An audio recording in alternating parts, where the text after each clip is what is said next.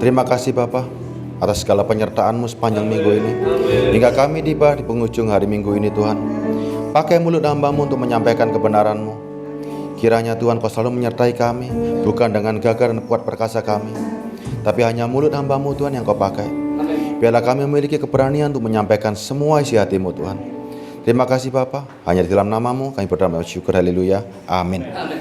Terima kasih, mohon maaf kalau saya terlambat. Lagu ini tadi bagus ya, bagaimana cara berkemenangan ya. Di dunia ini ada dua ketakutan, ya kan?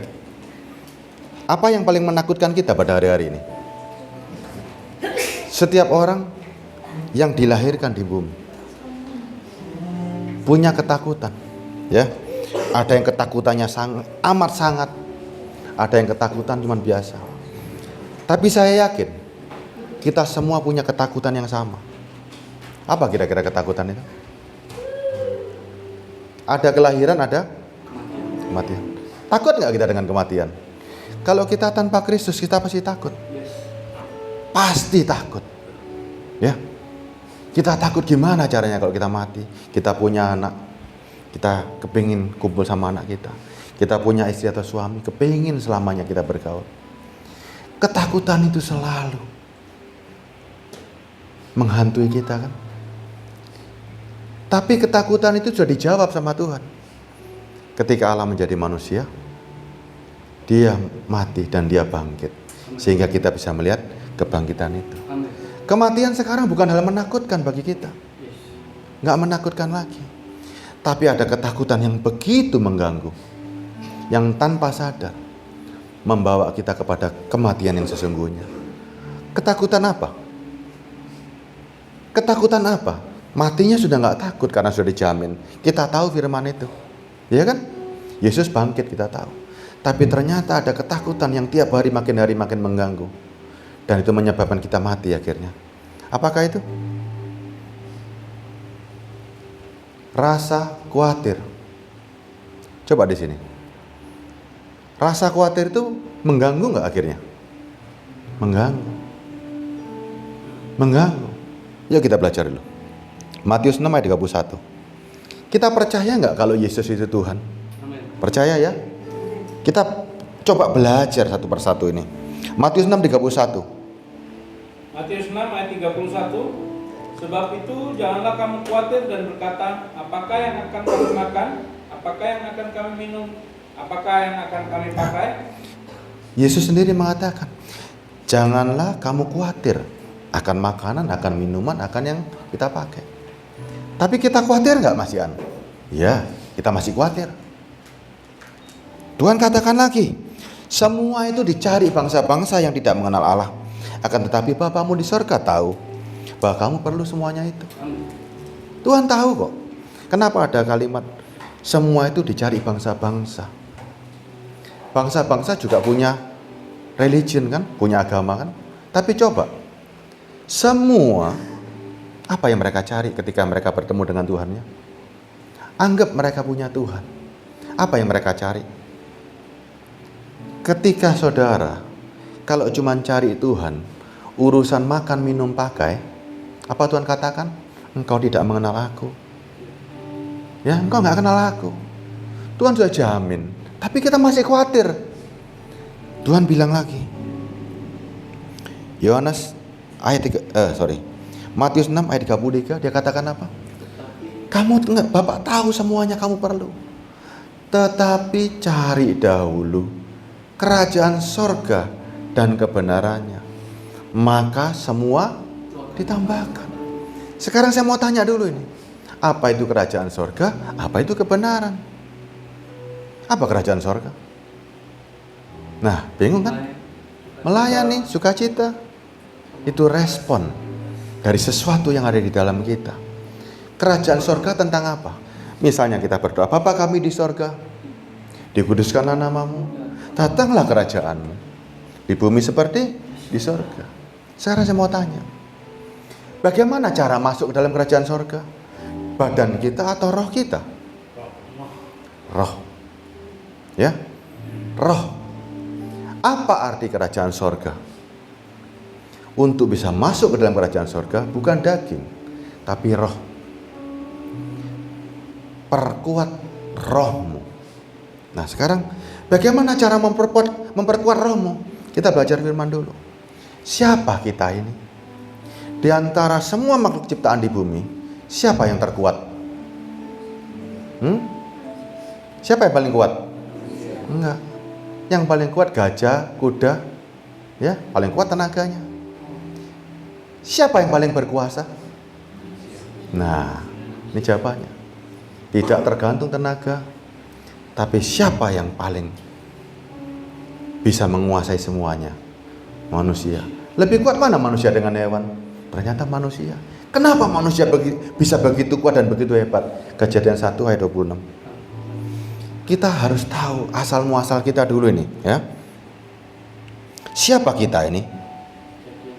Kejadian 1 ayat 26. Kejadian 1 ayat 26, berfirmanlah Allah, baiklah kita menjadikan manusia menurut gambar dan rupa kita, supaya mereka berkuasa atas ikan-ikan di laut dan burung-burung di udara, dan atas ternak dan atas seluruh bumi, dan atas segala binatang melata yang merayap di bumi. Oke. Hebat nggak? Hebat nggak kita pada hari ini? Saya ulangi ya, saya bacakan ya. Berfirmanlah Allah, baiklah kita menjadikan manusia menurut gambar dan rupa kita. Kita nggak asal-asalan bentuknya. Gambar dan rupa Allah sendiri. Allah maha besar nggak? Maha besar ya. Kalau maha besar bisa dilihat nggak? Kalau Allah maha besar bisa dilihat nggak? Allah maha besar, ujungnya aja nggak kelihatan, saking besarnya dia. Ujung kanan, kiri, muka, belakang nggak kelihatan, sehingga saudara melihat seperti ruang kosong. Allah maha besar ya, karena kebesarannya kita nggak bisa melihat, karena manusia hanya setitik debu, bahkan lebih dari debu. Tapi dia wujudkan rupa dan gambarnya ada di kita. Hebat nggak? Hebat sekali, hebat sekali. Manusia dikatakan begini, berfirmanlah Allah, baiklah kita menjadikan manusia menurut gambar dan rupa kita, supaya mereka berkuasa. Apa arti berkuasa? Bisa menguasai semuanya. Berkuasa atas apa? Ikan-ikan di laut, burung-burung di udara, atas ternak, dan atas apa arti seluruh bumi? Coba, apa arti menguasai seluruh bumi?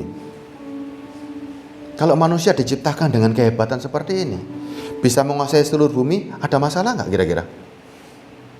Hah? Ada masalah nggak seperti ini? Nggak ada. Hanya tergantung. Setan itu pinter. Dia berusaha tipu saudara, bahwa saudara nggak punya kuasa apa-apa. Dia turunkan siapa kita, turun seperti makhluk yang lemah, yang hanya butuh mujizat, setiap kali butuh pertolongan. Padahal kita diciptakan untuk menguasai bumi, ya, menguasai seluruh yang ada di atas bumi ini, ya, atas segala binatang-binatang yang melata dan merayap di bumi. Tapi kan menguasai harus diberkati, Pak. Oke, kita baca satu-satu. Ayat 27-nya, maka Allah menciptakan manusia. Diulangi lagi, menurut gambarnya. Dan menurut gambar Allah diciptakan laki-laki dan diciptakan mereka. Ya. Jadi dijelasin, Allah sampai ngomong, menurut baiklah kita menjadikan manusia menurut gambar, dan ditegaskan lagi, menciptakan manusia menurut gambar. Ayat 28-nya. Allah memberkati mereka. Stop dulu. Allah memberkati mereka. Kalau yang namanya berkat sudah dikasih nggak? Sudah dikasih dari sejak semula.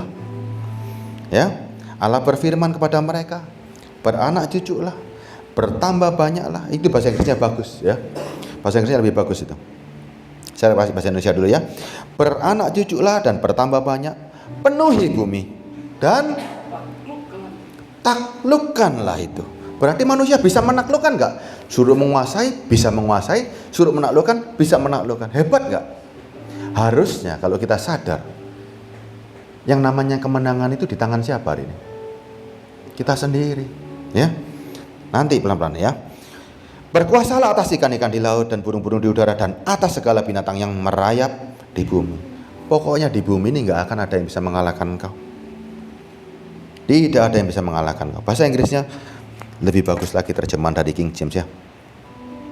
Ayat 28-nya. And God blessed them and God said unto them, be fruitful. Berbuahlah. Ya. And multiply. Dan replenish the earth and subdue it. Jadi harus berbuah di bumi ini. Kalau nggak berbuah, bukan manusia. Dengan kehebatan penggambaran manusia seperti ini, sadar loh siapa kita hari ini. Ya, sadar siapa kita hari ini. Ternyata luar biasa, sangat luar biasa. Bagaimana hari ini kita bisa menghidupkan yang namanya kerajaan Allah dan kebenarannya. Ini problemnya hari ini. Yuk kita belajar lagi hari ini. Kerajaan sorga itu urusan apa sekarang? Belajar. Yohanes 6 ayat 63.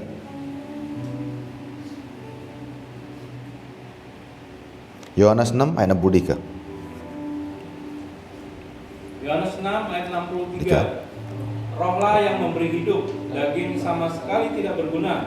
Perkataan-perkataan yang kukatakan kepadamu adalah roh dan hidup. Rohlah yang memberi hidup, daging nggak ada gunanya. Hari ini kita sadar kalau yang namanya daging tidak ada gunanya. Saudara pernah dengar kan? Roh penurut, daging lemah. Apa maksud ayat ini? Apa maksud ayat ini? Coba ya, ayat ini ya, perhatikan baik-baik. Roh penurut, daging lemah. Kalau daging diperkuat, rohnya katut nggak? Kalau daging diperkuat, roh katut nggak? Katut. Sekarang saya balik. Roh penurut, daging lemah. Kalau roh diperkuat, daging ikut roh nggak? Roh diperkuat, daging kan lemah. Dia pasti ngikuti yang kuat. Sama kan? Di pihak saudara, mana yang mau kita perkuat hari ini? Roh atau daging? Kalau mau memperkuat roh, berarti ikut kerajaan sorga. Lah, kekuatan roh itu yang harus kita bangun hari ini. Begitu saudara rohnya kuat, apa yang akan terjadi? Kita belajar dulu satu persatu, pelan-pelan, sampai kita mengerti ternyata kalau roh yang dibangun, sampai roh itu menyatu dengan Roh Kudus, kekuatannya tidak terbatas. Ya, sehingga firman Allah berkuasalah dan kita hidup bersama Tuhan. Masalah-masalah di bumi enteng nggak? Enteng. Nggak ada masalah. Sekalipun menderita pun nggak ada masalah. Kenapa? Karena kita melihat kerajaan sorga. Makanya kekuatan Kristen kita pelan nih. Baca lagi. 1 Korintus 2 ayat 12. Saya bacakan ya. 1 Korintus 2 ayat 12. 1 Korintus 2 ayat 12 ya. Kita tidak menerima roh dunia. Kita tidak menerima spirit dunia. Tetapi roh yang berasal dari Allah, supaya kita tahu apa yang dikaruniakan Allah kepada kita. Kalau saudara sudah terima roh yang dari Allah, yaitu Roh Kudus, kita tahu apa yang akan dikaruniakan Allah kepada kita. Ayat 13-nya. Dan karena kami menafsirkan hal-hal rohani kepada mereka yang mempunyai roh, sehingga kita mengerti. Kami berkata-kata tentang karunia-karunia Allah dengan perkataan yang bukan diajarkan kepada kami oleh hikmat manusia, tetapi oleh roh. Kalau saudara sudah punya Roh Kudus, baru mengerti tentang karunia-karunia Allah yang bersifat rohani. Tanpa Roh Kudus nggak ngerti.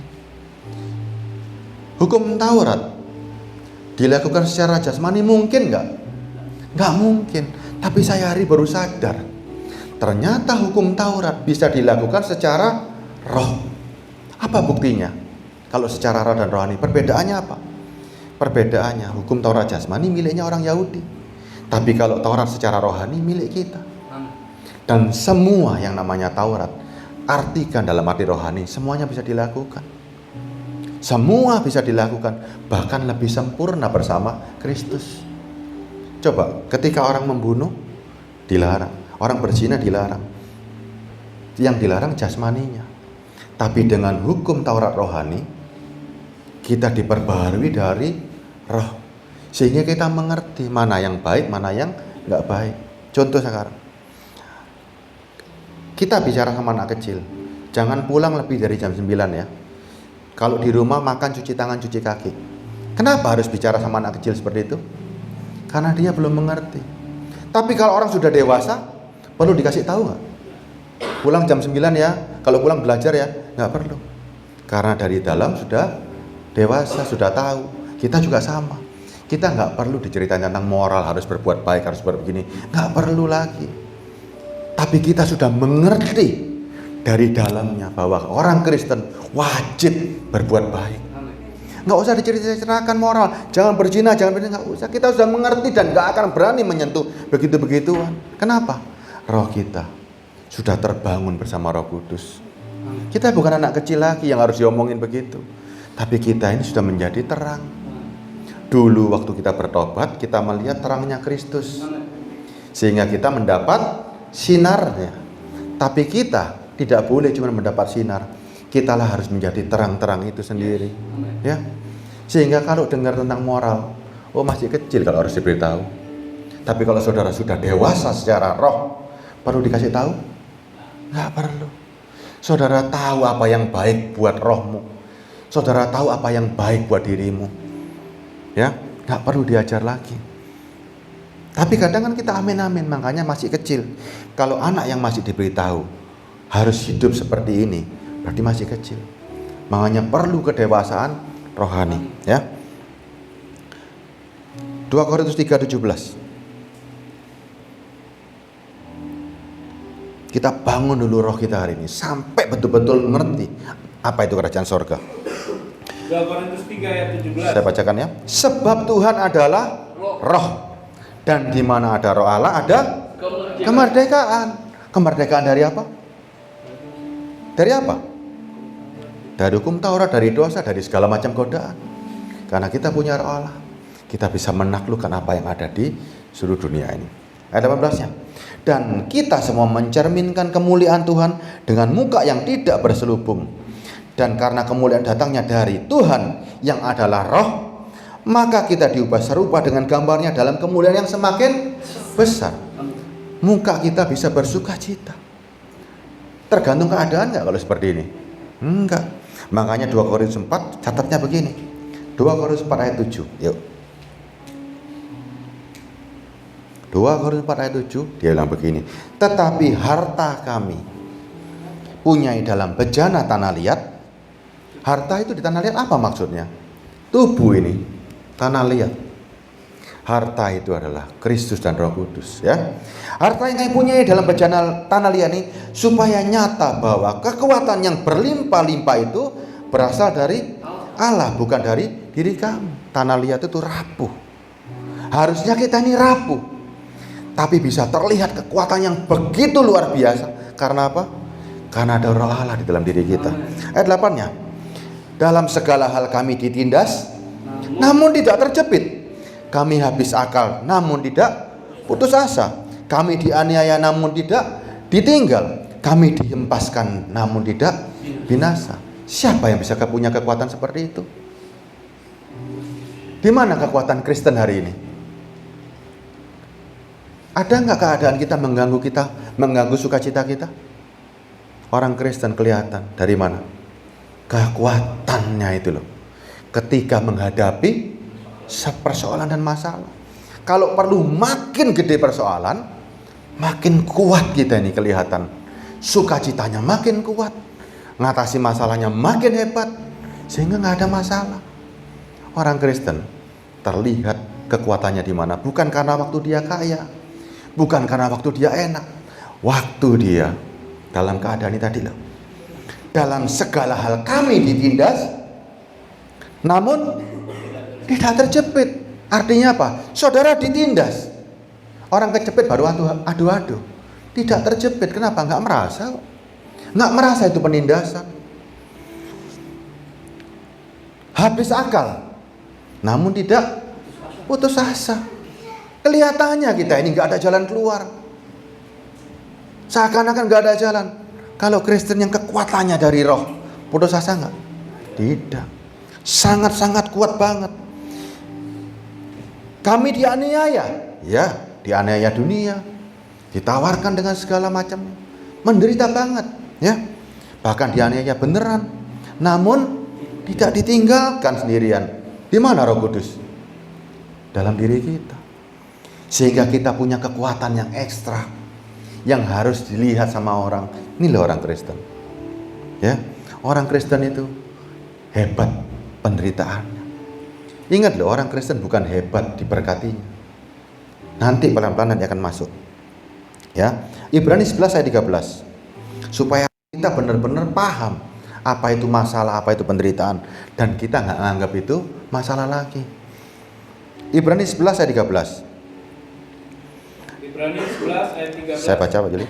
Dalam iman mereka semuanya ini telah mati sebagai orang yang tidak memperoleh apa-apa yang dijanjikan. Kalau saudara baca ayat sebelumnya, itu adalah rasul-rasul dan nabi-nabi yang pada waktu itu mereka mati nggak dapat apa-apa loh di dunia ini. Seakan-akan nggak memperoleh apa-apa, harta dan lain-lain nggak dapat. Tetapi hanya dari jauh melihatnya dan melambai-lambai kepada apa yang mengakui bahwa mereka adalah orang asing di bumi ini. Mereka nggak dapat apa-apa di bumi ini, tapi mereka yakin suatu janji nanti. Apa janji itu? Sorgawi, ya. Sekarang pelan-pelan dulu ini. Kita yakin bahwa kerajaan Allah, kerajaan sorga itu berhubungan dengan roh, ya. Kita mau bangun roh kita. Bagaimana caranya bangun kerajaan Allah? Kalau yang namanya pelayanan itu adalah buah pelayanan dari pertobatan kita. Kita bertobat dulu, baru berbuah. Nggak boleh berbuah dulu, baru bertobat, nggak boleh. Ya, ayatnya di mana? Matius 28 ayat 19. Jadikan semua bangsa muridku dan baptis mereka di dalam namaku. Betul ya? Tapi kita harus tahu caranya bagaimana menjadikan orang murid. Caranya bagaimana sekarang? Yuk. Nah ini, jadikan semua bangsa muridku dan baptis mereka dalam nama Bapa dan Anak dan Roh Kudus. Caranya? Ayat 20-nya.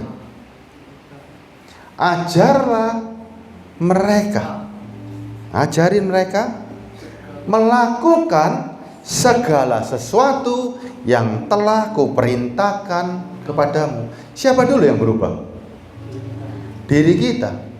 Dan ketahuilah aku menyertai kamu sampai kepada akhir zaman. Jadi menjadikan orang murid dengan cara bagaimana? Kita yang bertobat dulu dan melakukan semua perintah Tuhan, baru kita bisa ngajar. Ayat penguatnya di mana lagi? 1 Korintus 4 ayat 20. Kerajaan sorga bukan karena perkataan. Coba 1 Korintus 4 ayat 20.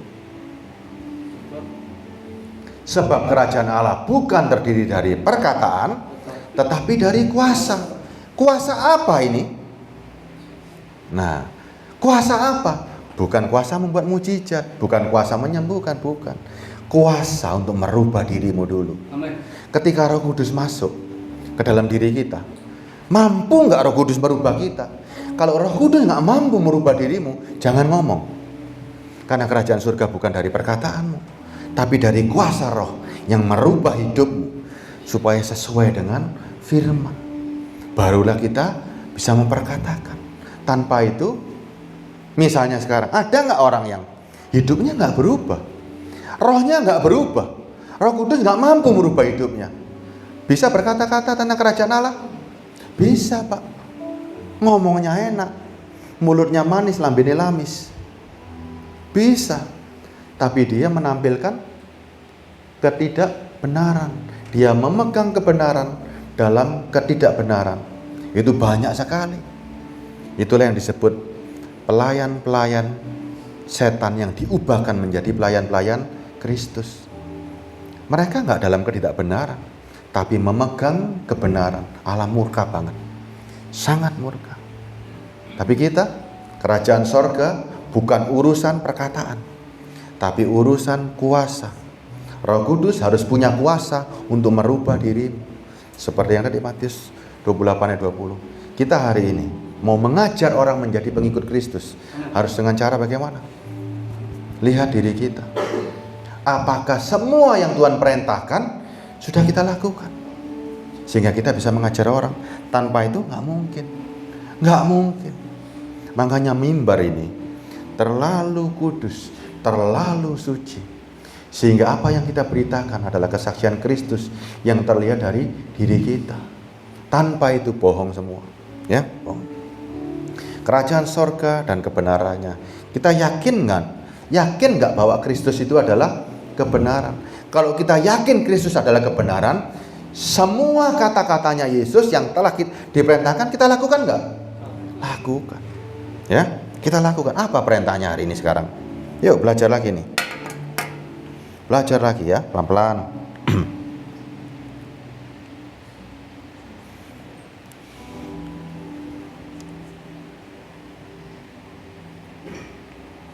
Apa yang Yesus ajarkan kita juga harus lakukan.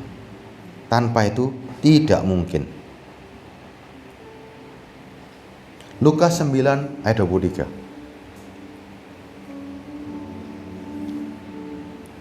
Ini kalimat ini kata siapa? Katanya siapa? Katanya kepada mereka.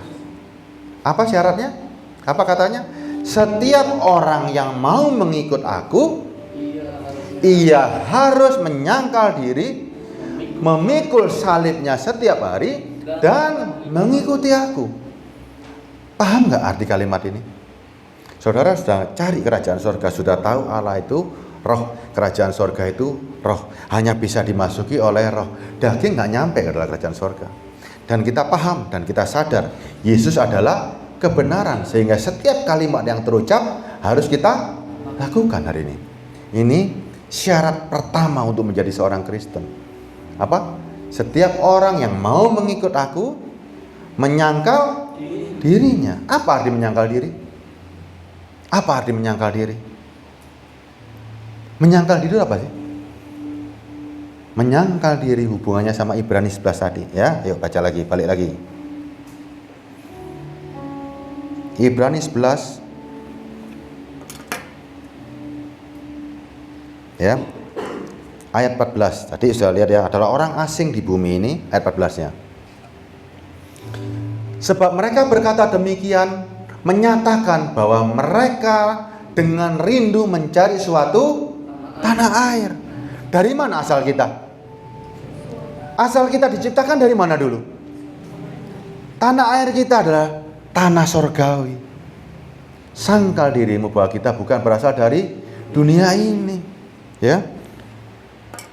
Ayat selanjutnya, dan kalau sekiranya dalam hal itu mereka ingat akan tanah asal yang telah mereka tinggalkan, maka mereka cukup mempunyai kesempatan untuk pulang ke situ. Kemana? Ke surgawi. Sangkal dirimu, kita bukan berasal dari dunia ini, tetapi sekarang mereka merindukan tanah air yang lebih baik, yaitu tanah air surgawi. Sebab itu Allah tidak malu disebut Allah mereka, karena ia telah mempersiapkan sebuah kota bagi mereka. Saudara berasal dari mana coba? Kalau saudara berasal dari bumi, saudara nggak bisa menyangkal diri karena memang asalnya dari bumi. Tapi ketika engkau sadar dari mana asalmu, engkau akan mikir, iya, aku berasal dari sorga, aku harus kembali kepada sorga. Ya, ini harus saudara pahami.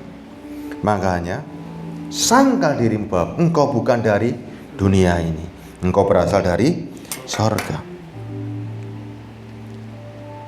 Terus harus memikul salib setiap hari. Apa arti salib? Apa arti salib? Saudara mikul salib sampai kapan? Kita mikul salib setiap hari sampai kapan?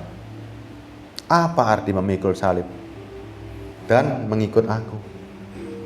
Ya, arti kata memikul salib dan mengikuti aku. Yesus Tuhan kita enggak?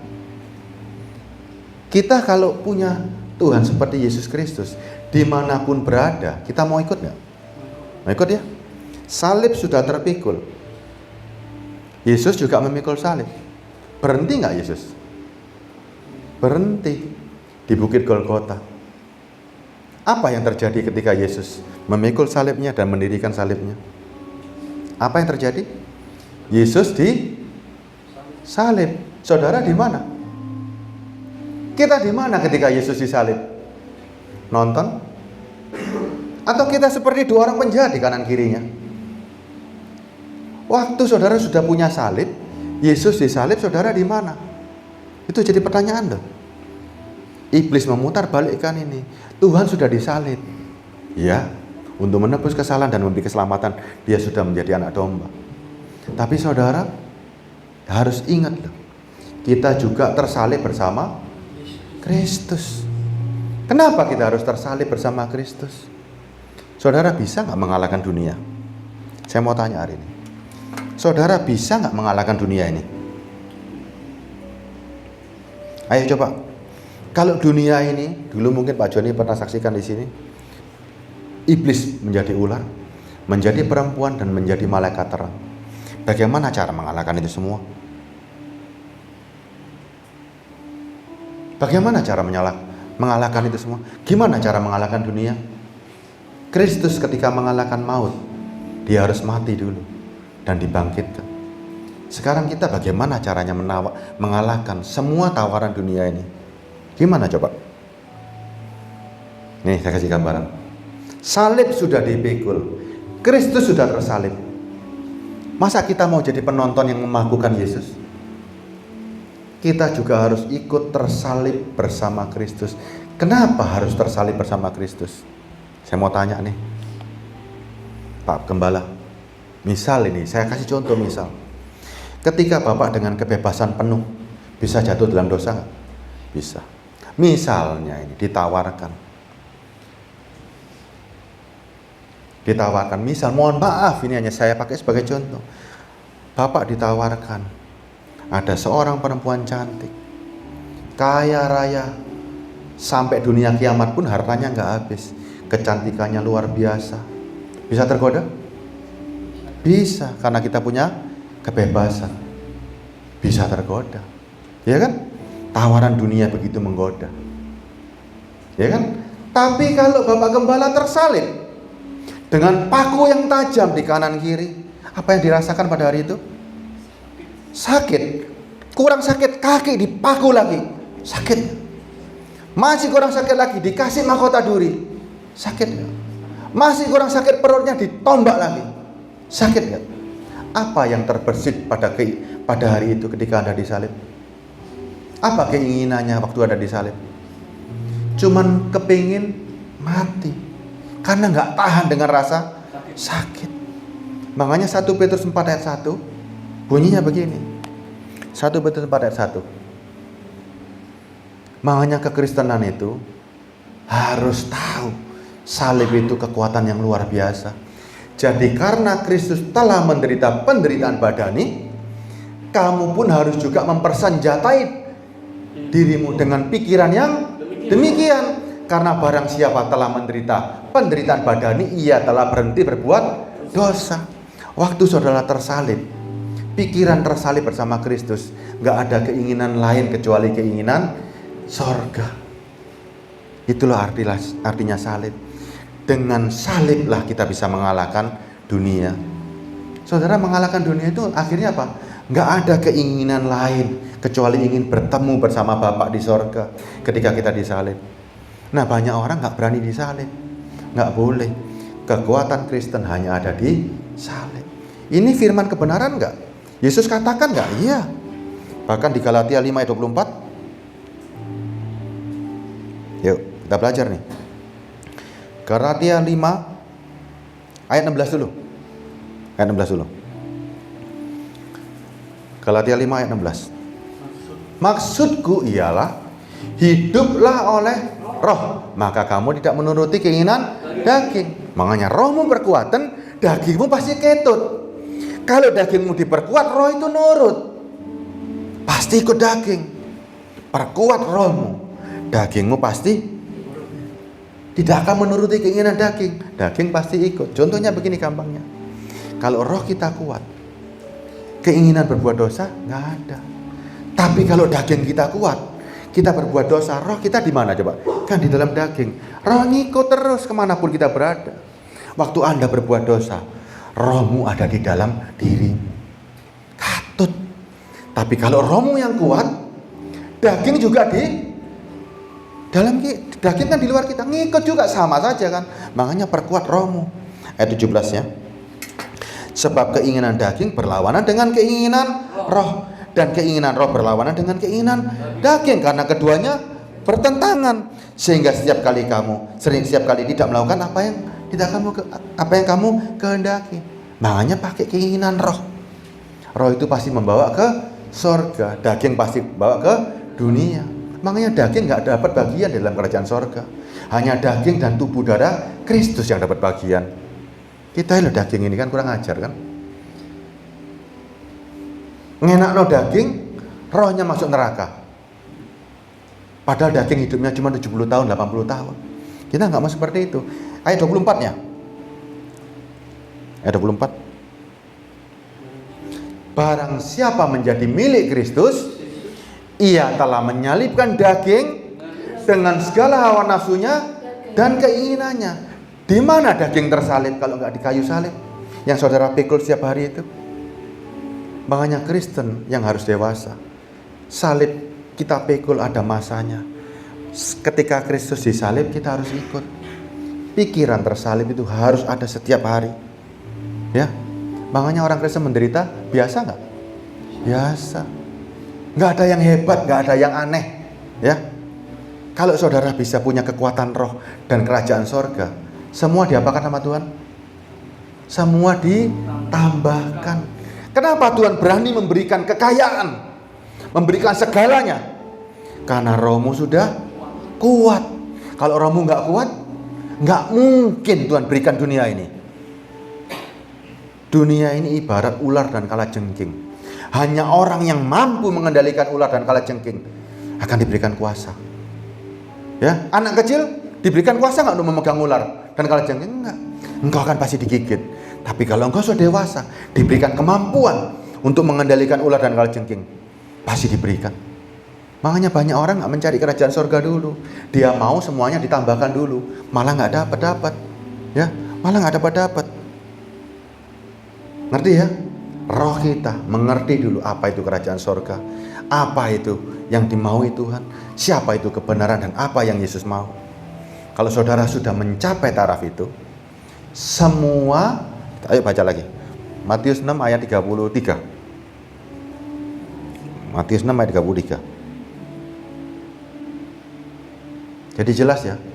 Tetapi carilah dahulu kerajaan Allah dan kebenarannya, maka semuanya itu akan ditambahkan kepadamu.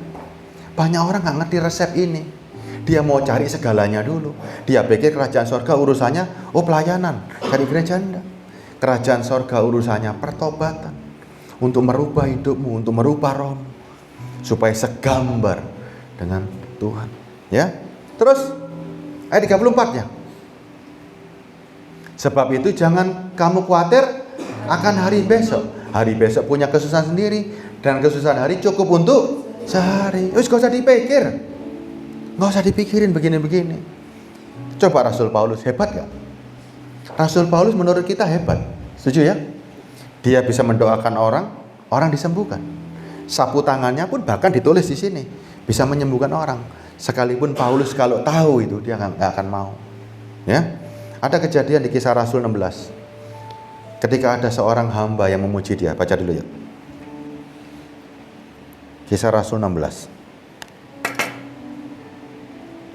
Saudara nanti akan mengerti apa itu keinginan roh, apa itu keinginan daging. Kisah Rasul 16 ayat 17. Ia mengikuti Paulus dan dari belakang sambil berseru, orang-orang ini adalah hamba Allah yang maha tinggi. Mereka memberitakan kepadamu jalan kepada keselamatan. Hebat nggak kalimat ini? Hebat.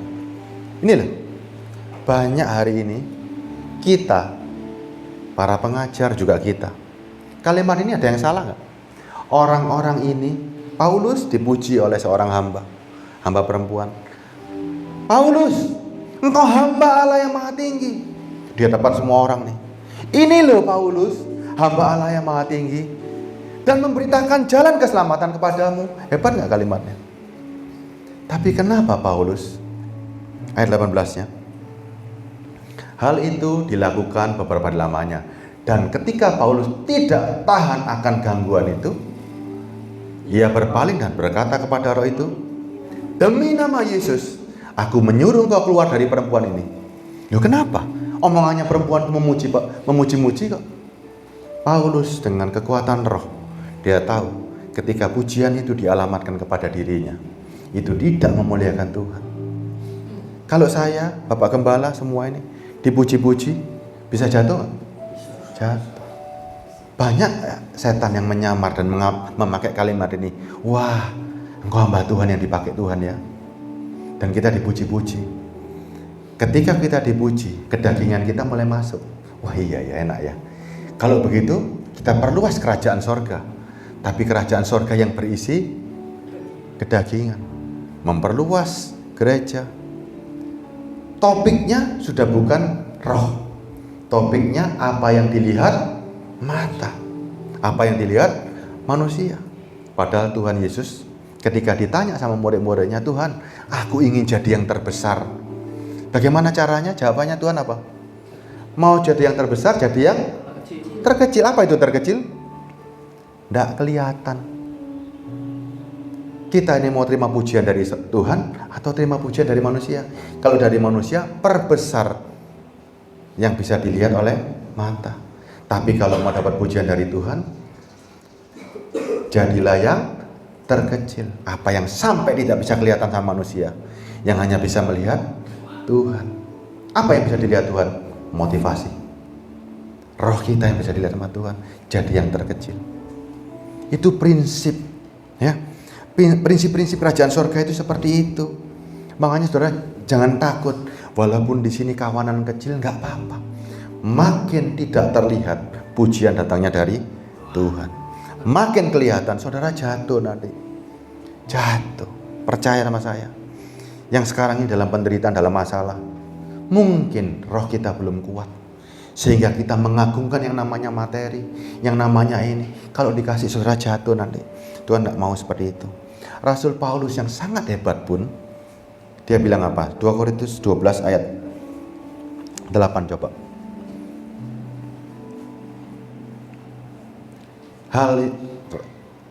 Tentang hal itu, ya, 2 Korintus 12 ayat 8. Nah, 2 Korintus, nah ini. Tentang hal itu, aku sudah 3 kali berseru kepada Tuhan supaya utusan iblis itu mundur daripadaku. Dikabulkan nggak sama Tuhan? Dikabulkan nggak? Lu orang melayani begitu hebat, pertobatannya luar biasa. Ketika dia minta, dikabulkan nggak sama Tuhan? Enggak. Ayat 9-nya. Tetapi jawab Tuhan kepadaku, cukuplah kasih karuniaku bagimu, sebab justru dalam kelemahanlah kuasaku menjadi sempurna. Jawabannya Paulus, sebab itu terlebih suka aku bermegah atas kelemahanku, supaya kuasa Kristus turun menaungi aku. Hebat nggak Paulus? 3 kali diminta Tuhan bilang cukup kasih karunia aku, dan Paulus langsung tangkap kalimat itu. Dia langsung respon. Sebab itu aku terlebih suka bermegah. Bermegah dalam arti memuliakan atas kelemahanku, supaya kuasa Kristus turun menaungi aku. Ayat 10-nya. Karena itu aku senang dan rela dalam kelemahan, di dalam siksaan, di dalam kesukaran, di dalam penganiayaan dan kesesakan oleh karena Kristus. Sebab jika aku lemah, aku kuat. Makanya kekuatan Kristen terlihat dalam apa? Engkau waktu dianiaya, waktu engkau dalam penderitaan, kelihatan gak kekuatan Kristus? Kalau itu gak terlihat, rohmu belum kuat. Di mana kalau gak kelihatan? Waktu engkau menghadapi masalah, isinya cuma apa? Nangis-nangis, bingung, kepingin bunuh diri, kepingin begini. Kekuatan Kristen ada di kayu salib. Kekuatan Kristen ini loh. Ini inti Kristen. Ya. Sehingga sekarang kalau saudara diberkati pun itu biasa. Penderitaan itu pun biasa. Semuanya itu bonus. Hidup itu loh, pasti ada penderitaan, pasti ada kemenangan, pasti semuanya itu biasa. Tapi karena kita tahu bahwa kita itu punya kuasa, kita pasti berkemenangan. Kemenangannya macam-macam. Waktu menderita, aku bisa sukacita, itu kemenangan. Waktu dalam situasi tekanan, masih bisa tersenyum dan menampilkan Kristus, itu kemenangan. Bukan berarti orang Kristen pasti kaya raya, tidak ada cerita begitu. Itu zaman Taurat. Janji-janji jasmani zaman dulu. Janji sorgawi, sangkalen dirimu. Sangkalen. Janji Tuhan yang paling utama apa coba? Janji datang untuk kedua kali, untuk menjemput kita. Itu janji paling utama. Ya, di luar itu nggak bisa. Ada cerita. Hakim-Hakim 9 ayat 8. Masih ada waktu saya nggak Pak Juli? 5 menit ya, nggak apa-apa ya, Pak Gembala ya. Hakim-Hakim 9 ayat 8. Ya. Sekali peristiwa, pohon-pohon pergi mengurapi yang akan menjadi raja atas mereka. Hakim-Hakim 9 ayat 8. Ya, sekali peristiwa, pohon-pohon pergi mengurapi yang akan menjadi raja atas mereka. Hakim-Hakim 9 ayat 8. Siapakah pohon-pohon itu? Pohon-pohon adalah manusia.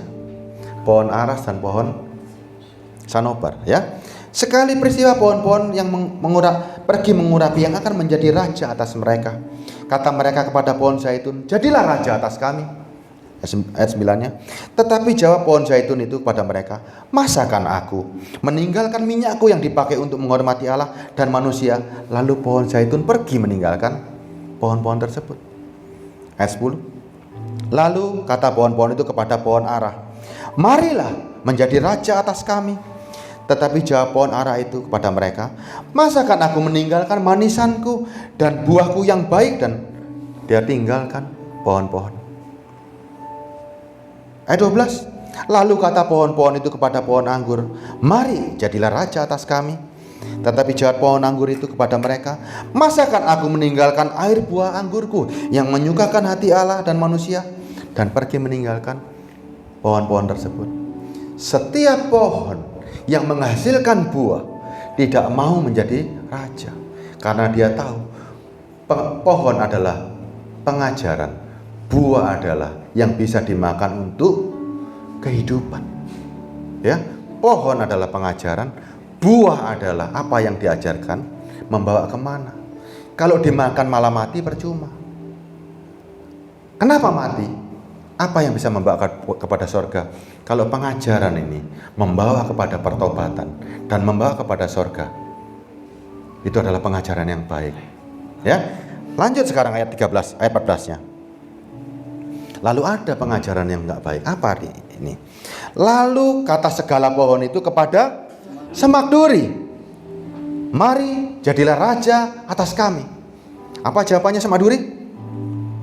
Ayat 15. Jawab semak duri itu kepada pohon-pohon itu. Langsung dia jawab, jika kamu sungguh-sungguh mau mengurapi aku menjadi raja atas kamu, datang dan berlindung di bawah naunganku. Saya kasih tahu, pohon aras dan pohon sanobar tinggi enggak? Lebih tinggi dari semak duri. Bagaimana caranya berlindung di semak duri? Nggak bisa kan? Nggak bisa kan? Terus apa itu semak duri? Lukas. Semak duri adalah kekayaan, kenikmatan hidup, dan kekhawatiran. Itu nggak bisa jadi sandaranmu. Nggak bisa. Tapi jahatnya semak duri, lihat. Ya, jahatnya. Berlindung di bawah naunganku.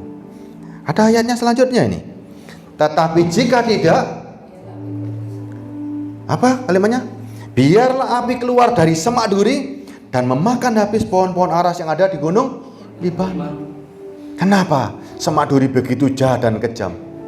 Karena melihat kebodohan manusia, begitu dia datang dan menghamba kepadanya, engkau akan diikat sampai habis dan tidak akan pernah dilepaskan. Semak duri jahat banget loh. Makanya kita hari ini kembali, roh kita kembali kepada Allah, kepada kerajaan sorga dan kebenarannya. Kita tidak memperhamba kepada semak duri. Mau dibuka nggak ayat semak duri ini? Saya bukakan ya, ayat terakhir ya.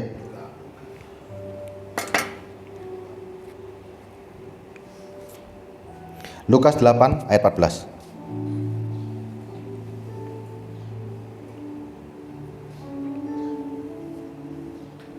Yang jatuh di dalam semak duri ialah orang yang telah mendengar firman itu, dan dalam pertumbuhan selanjutnya mereka terhimpit oleh kekhawatiran, kekayaan, dan kenikmatan hidup, sehingga mereka tidak menghasilkan buah yang matang.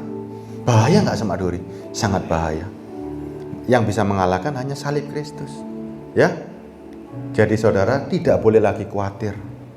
Semua itu saudara perlu Tuhan tahu kok. Tapi Tuhan bicara, cari dahulu kerajaan sorga dan kebenarannya, semua ditambahkan, ya. Tanpa saudara mengenal, tanpa saudara mau menyangkal diri, mau memikul salib, dan mau tersalib bersama Kristus, saudara hanya muter-muter di padang gurun, tidak tahu arah hidupmu mau kemana, ya. Sebelum saya tutup, saya mau nyanyikan satu lagu ya. Boleh ya? Kalau Pak Juli bisa nyanyi bareng saya Pak Juli ya. Hanya Kristus, ya. Judul lagu ini adalah Hanya Kristus, tidak ada yang lain.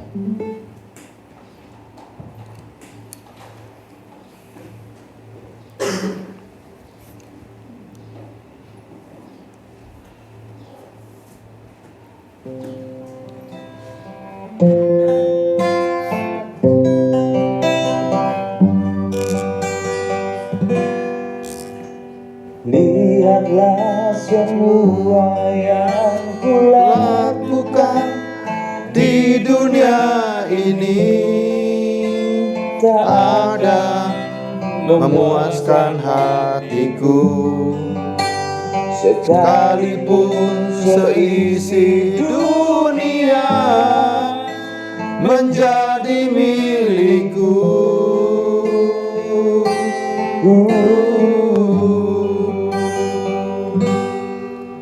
Apa yang diingini mata tak akan terpuaskan, apa yang diingini hati tak akan terpenuhi. Selalu ada kekosongan dalam jiwaku, dunia tak akan bisa memberi kedamaian.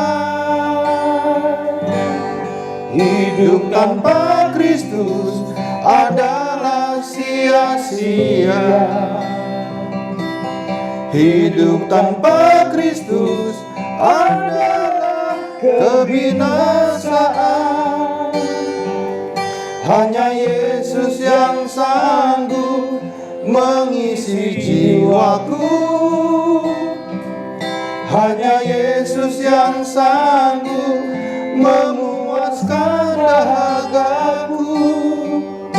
Hanya Yesus yang sanggup memberi keselamatan dan segalanya.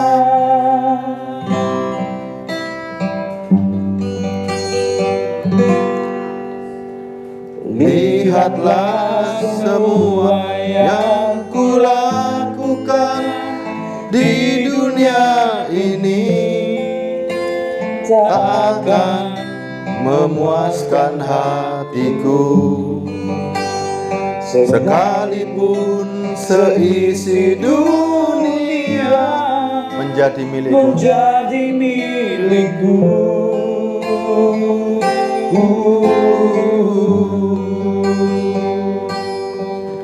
Apa yang diingini mata tak akan terpuaskan, apa yang diingini hati, Apa yang diingini hati tak akan terpenuhi. Selalu ada kekosongan dalam jiwaku, dunia tak akan bisa memberi kedamaian. Hidup tanpa Kristus adalah sia-sia. Hidup tanpa Kristus adalah kebinasaan. Hidup tanpa Kristus Adalah kebinasaan. Hanya Yesus yang sanggup mengisi jiwaku. Hanya Yesus yang sanggup. Hanya Yesus yang sanggup memuaskan dahagaku. Hanya Yesus yang sanggup memberi keselamatan dan keselamatan dan segalanya. Hanya Yesus yang sanggup memberi keselamatan dan segalanya.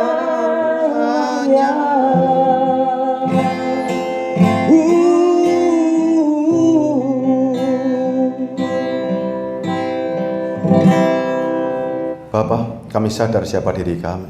Tanpa Engkau semua ini Tuhan sia-sia.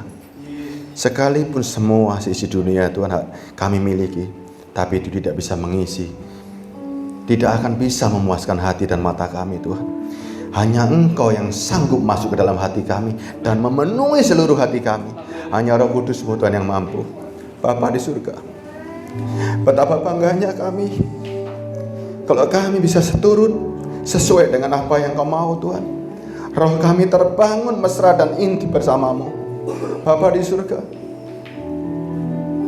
penuhi hati kami, penuhi sampai tidak ada setiap ruang kosong dalam hidup kami. Semuanya milik-Mu, semuanya Roh Kudus, semuanya hanya Yesus Kristus. Dunia tidak akan pernah memuaskan kami, tapi kami terpuaskan. Tidak ada ruang satupun kosong, sejengkal pun tidak ada. Hanya Roh Kudus yang ada dalam hidup kami. Bapa, kalau kami harus menderita di dunia ini, kalau itu atas seizin-Mu, akan kami tampilkan kekuatan Roh Kudus, supaya dunia melihat kekuatan kami yang hanya bejana tanah liat, tapi kami terlihat begitu kuat. Tidak ada materi yang begitu kuat di bumi ini kecuali Roh Kudus-Mu Bapa. Biarlah kami menjadi terang di sekitar masyarakat kami. Biarlah kami bisa menaklukkan semua yang ada di seluruh bumi bersama Roh Kudus. Bapa di surga, terima kasih. Dan betapa bangganya hamba-Mu ini bisa menyampaikan isi hati-Mu.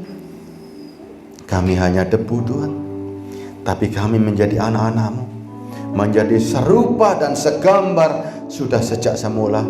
Terima kasih Bapa. Kami siap untuk selalu menyangkal diri kami, memikul salib dan sampai tersalib bersama-Mu. Dimanapun Kau berada, kami mau berada Tuhan. Kami mau setia sampai selama-lamanya, hingga ajal kami menjemput atau kedatangan-Mu kedua kali, untuk menjemput kami dan memberikan kami mahkota di surga dan rumah di surga. Terima kasih Bapa. Hanya di dalam nama-Mu kami berdoa bersyukur. Haleluya. Amin.